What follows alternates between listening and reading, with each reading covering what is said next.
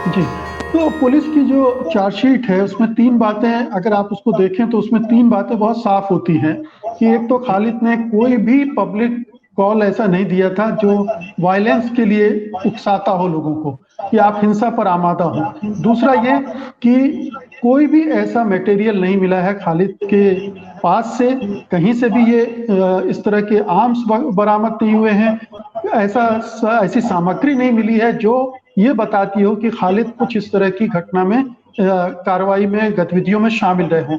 और तीसरा, खालिद जिस समय दिल्ली में दंगे हो रहे थे वो यहाँ थे ही नहीं।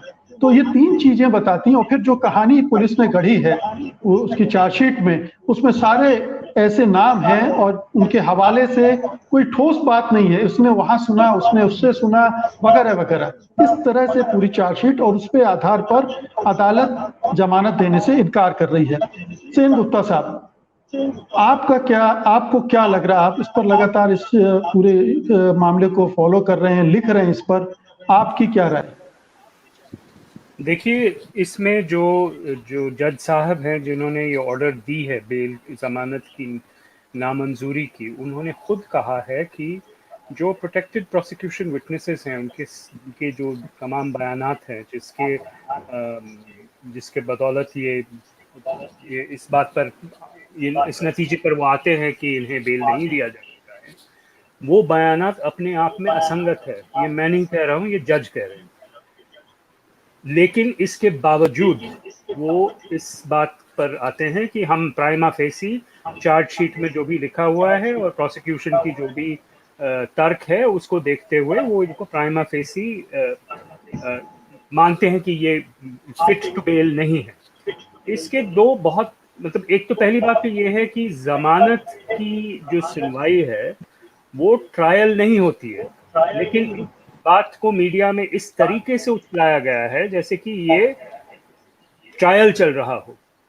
ये एक बहुत, हमें सबसे पहले ये तय कर लेना चाहिए कि ये जमानत की सुनवाई है, और इस जमानत की सुनवाई के दौरान जो बातें उछाली गई है, हम ये भी जानते हैं कि चार्जशीट के पोर्शंस प्रोसिक्यूशन के पास जाती हैं, वहां से मीडिया को लीक होती हैं उससे पहले कि डिफेंस जो बचाव पक्ष है उनको ये मिले। तो ये ट्रायल का जो पूरा प्रक्रिया है, इसमें जिस तरीके से मीडिया लीक्स हुए हैं, उससे ये लगता है कि षड्यंत्र तो एक है, लेकिन षड्यंत्र है मासूम लोगों को, बेगुनाहों को गुनाह, मतलब बेगुनाहों को गिल्टी साबित करना।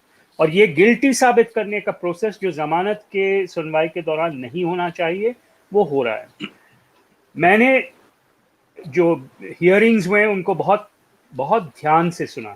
मैं हर रोज लगातार लॉग इन करता था, देखता था लोग क्या बोल रहे हैं, क्या कह रहे हैं।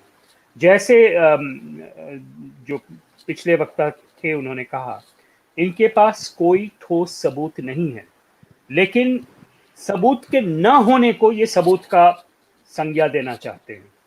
इन्होंने एक प्रोसिक्यूशन ने एक फ्रेज यूज किया है, silent whisper of the conspiracy, मतलब एक खामोश फुसफुसाहट। उमर खालिद कुछ कहते नहीं है, और अगर जब कहते हैं तो बहुत बहुत धैर्य से और बहुत सेंसिबल बातें कहते हैं, वो शांति की बात करते हैं। लेकिन प्रोसिक्यूशन उसी को तोड़ मरोड़ के, इसी को उल्टा दिखा के ये कहना चाहते हैं कि ये अपने एलिबाई क्रिएट कर रहे हैं। तो इनका इनके मासूम होने के सबूत को ये पेश करना चाहते हैं कि ये गिल्टी है, ये जानबूझ के ये कर रहे हैं। जैसे आप कह रहे थे कि वो यहाँ पे थे नहीं जब दंगे हुए थे दिल्ली में, उस दौरान उमर खालिद बिहार में थे, बेगूसराय में थे। इस बात को ये कहा जा रहा है कि ये सबूत है कि ये षड्यंत्र में शामिल है। अमरावती की स्पीच उन्होंने की थी जिसमें वो शांति बनाए रखने की बात कर रहे थे, गांधी की का उन्होंने गांधी को इन्वोक किया। उन सब चीजों को ये कहते ये सबूत है कि ये जानबूझ के किया जा रहा है ताकि लोग गुमराह हो जाए, हम असली बात पे जाए। इनके पास 2-3 तस्वीरें हैं। एक 8 दिसंबर की एक तस्वीर है जो जंगपुरा में एक ऑफिस में ली गई है, जिसमें कई लोग हैं शामिल। ये शर्जील इमाम हैं, ताहिरा दाऊद बोल के एक खातून हैं, योगेंद्र यादव जी हैं और उमर खालिद है। बताया जा रहा है कि इस तस्वीर से ये साबित होता है कि ये कॉन्स्पिरेसी यहाँ से शुरू होती है। तस्वीर में कुछ लोग बैठे हुए हैं और कुछ नहीं है। इसी तरीके से मेरे ख्याल से 16-17 जनवरी की रात को एक तस्वीर है जो सीलमपुर में एक मकान में ली गई है। वहाँ पे गुलफिशा फातिमा है और वहाँ पे उमर खालिद है। वो मौजूद हैं, हंस रहे हैं। उस तस्वीर को किसी ने फेसबुक पे चढ़ाया है। प्रोसिक्यूशन कहती है ये सबूत है कि ये खुफिया मीटिंग, कौन से खुफिया मीटिंग का तस्वीर कोई फेसबुक पे चढ़ाता है आपका। तो इस तरीके से बिल्कुल बेबुनियाद बातें की गई है। और गौतम भाटिया एक लीगल स्कॉलर है, उन्होंने बहुत अच्छी तरह से ये बात कही है कि जज को देखना होता है कि डिफेंस के आर्ग्यूमेंट्स क्या हैं और प्रोसिक्यूशन के आर्ग्यूमेंट्स क्या हैं। उनको नाप तोल पर किसी नतीजे पे पहुंचना पड़ता है।